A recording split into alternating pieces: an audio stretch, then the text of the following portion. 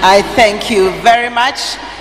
Our incoming president, the Honorable Raila Amolo Odinga, your lovely Deputy President, Honorable Mother Karua, ladies and gentlemen, hamjambo, Azimio, inawezekana. Ladies and gentlemen, this year we are confronted with the most momentous election of our time. Momentous because for the first time in the history of this nation, the women agenda is truly and honestly on the table. We know this for a fact because a few days ago, Honorable Raila Amolo Odinga nominated a woman, the first woman in the history of this republic, to be his running mate and the incoming Deputy President of the Republic of Kenya. We are also confronted, ladies and gentlemen, by a very definitive election, an election that will define the moral fabric of this nation, an election that helps us choose good from bad. On one side, we have the conformists. On the other side, we have the reformists. On one side, we have those who pardon and perpetrators of corruption. And on this other side, ladies and gentlemen, we have those who genuinely have fought corruption for this country.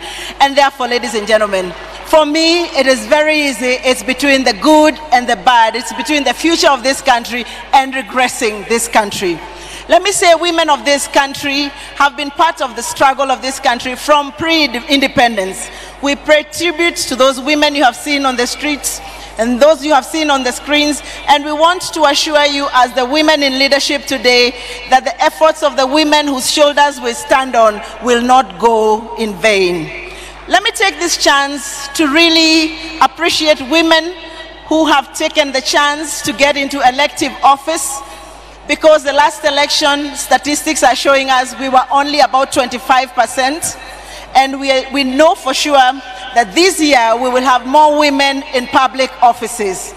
Allow me to appreciate women like Gladys Wanga, who is vying for governor, women from the north like Fatuma Gedi, who has put her heart in the ring, Priscilla Nyokavi from central Kenya, a lady from the Maa community like Naisula, and many more women who have put their hearts in the ring and said, we are ready to take up leadership positions of this country.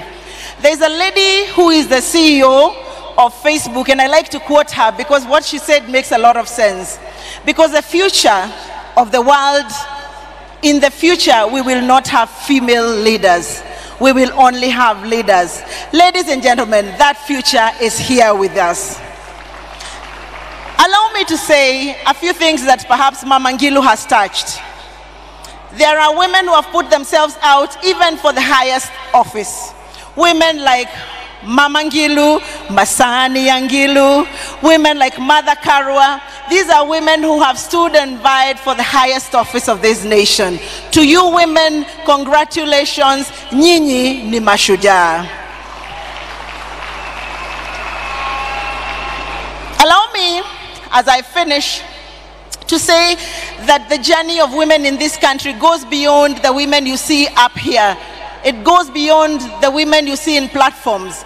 For the Azimio coalition, and because I have had benefit to look at the manifesto, I want to assure this nation that in Baba's government, matters of the women in the grassroots are at the heart of the Azimio coalition.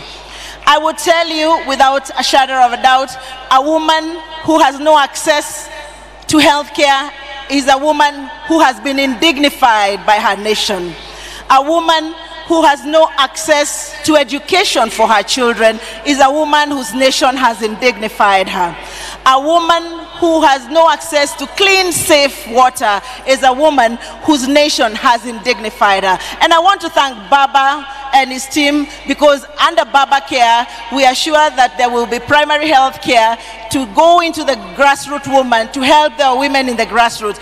Under Baba's government, we have the Magic Wakila Boma and the women in the villages who have water, not in a water tank near their homes, but in their homesteads. And therefore, ladies and gentlemen, I want to assure you on behalf of women of this nation that now, more than ever before, women are fired up and ready to go. We are ready for this campaign, and we want to assure all of you that these days, women are not agonizing. We are organizing ourselves in the grassroots level, and we will give Baba a resounding win. Let me end with the words of Mother Karua. It's good to quote somebody when they're seated, because then they can correct you. Many years ago, I remember listening to her, and she said, she told us, shh, listen to the footsteps that you hear in the background. Those footsteps belong to millions of Kenyan women ready, willing, and able to take their space in the development of this nation. I thank you very much.